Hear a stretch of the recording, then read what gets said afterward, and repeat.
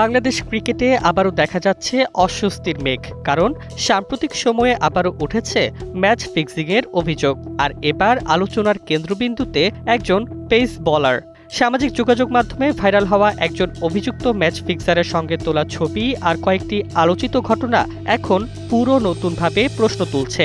সামাজিক যোগাযোগ মাধ্যমে অনেকেই জানতে চাইছে, এগুলো কি কেবলই কাকতালীয়, নাকি এর পেছনে আরও কিছু আছে। গেল বিপিএল এর আসর থেকেই এই পেসারকে ঘিরে সন্দেহের কথা শোনা যাচ্ছিল, কিন্তু সাম্প্রতিক সময়ে দেশের বাইরে পরিচিত ফিক্সারদের সঙ্গে গাড়িতে ঘুরে সময় কাটানোর ছবি সামনে আসতেই বিতর্ক আরও তীব্র হয়েছে।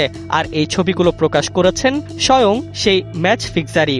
ছবি প্রকাশের সঙ্গে সঙ্গেই ক্রিকেট প্রেমীদের মধ্যে শুরু হয়েছে নতুন আলোচনা। একজন ম্যাচ ফিক্সারের সঙ্গে দেশের একজন পেসার কেন ঘুরবেন, এটাই এখন বড় প্রশ্ন। আরও গুরুতর অভিযোগ উঠেছে এই পেসারের বিপক্ষে। দেশের বাইরের একটি লিগে একটি নির্দিষ্ট ওভারে প্রতিপক্ষ দলের জন্য প্রয়োজনীয় নির্দিষ্ট সংখ্যক রান বিলিয়ে দেওয়ার বিনিময়ে প্রস্তাব দেওয়া হয়েছিল প্রায় 1 কোটি টাকা। আর ঠিক সেই ম্যাচে দেখা যায় একটি ওভারে অস্বাভাবিকভাবে বেশি রান দেওয়ার ঘটনাও ঘটে। সেই ম্যাচের কিছু কিছু ডেলিভারি ঘিরেও রয়েছে সন্দেহ, যা ব্যাটার খুব সহজেই মাঠের বাইরে পাঠায়।